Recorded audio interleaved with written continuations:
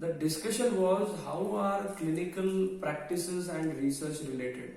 I mean, this is the basic question. The reason for which we are organizing this undergraduate CME, which is named as Research Rendezvous 2020. The name is so, research suggests about the research practices which we do, and Rendezvous is a get together, and because it's the first event of 2020, we are doing it in 2020, the beginning of the decade, so we have named it as 2020. So Research Rendezvous 2020, why and how is it different are we doing?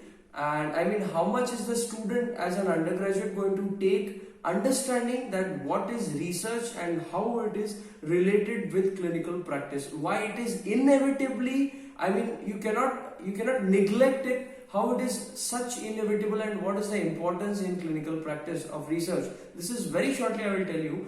In the morning hours, we are going to have a brief discussion on the methodology and on how to write a protocol, I mean how to write a research protocol about the same, what is the methodology, what is the role of statistics. All this is going to be the discussion, later to which, I mean, it's going to be very compactful, especially defining and designing about what are the study designs, what is the protocol, and what are the steps towards research. I mean, if we are going to start with an ICMR project, the first question comes is what should be the topic and in which subject it should be.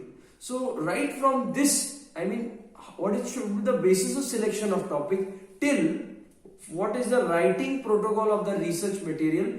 I mean, everything is going to be concisely covered. What is needed for us as an undergraduate to do ICMR projects, MHS and DMAR projects. So this is going to be the morning session of 2 hours, later to which whatever is going to be taught, there's going to be arranged an activity on it.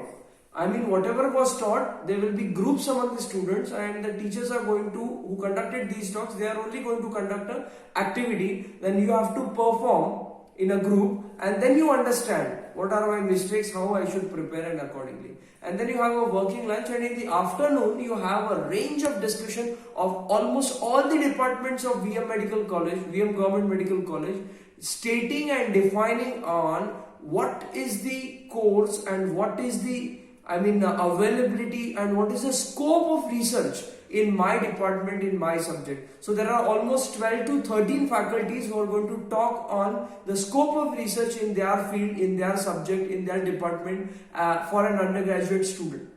So it's going to be superior, it's going to be far concise and very beautiful to understand, and it's simply, I would like to say, it's a single day tuition class for research methodology and its clinical practice. Finally, I'll just like to give an example how it is related to clinical practice. For example, see, clinical practice is like an undocumented research. How it comes, I'll tell you.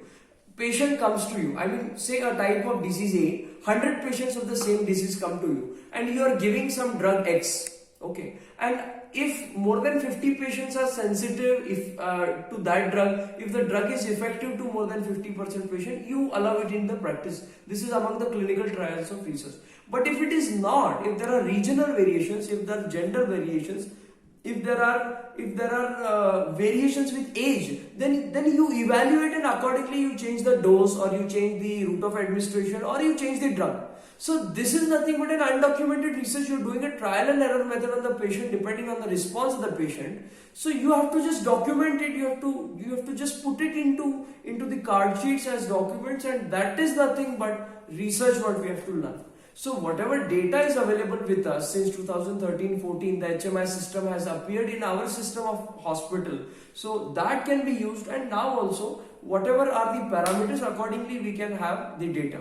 So this is going to be beneficial, and it's going to be beneficial to each and every field. Even if we are doing surgery, I mean, in big hospitals, in multinational companies for pharmaceuticals, and in metropolitan cities, the hospitals have a research discussion either every weekend or twice a week, saying that, for example, if we are doing some surgery, why we are doing that surgery, what was the rationale, and what was the result, how much was it effective, how much it improved the quality of life of patient, improved the level of that condition or disease condition of the patient. This is discussed. If it is not rational, it is corrected.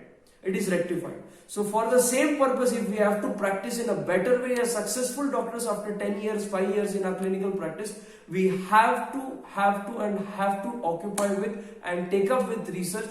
It is nothing but clinical practice, I would like to say, and it's a must for us. So best of luck, and I appeal all of the guys to come up and attend this session, which is a very concise and beautiful session in a single day. I think no one will give you for sure. Thank you.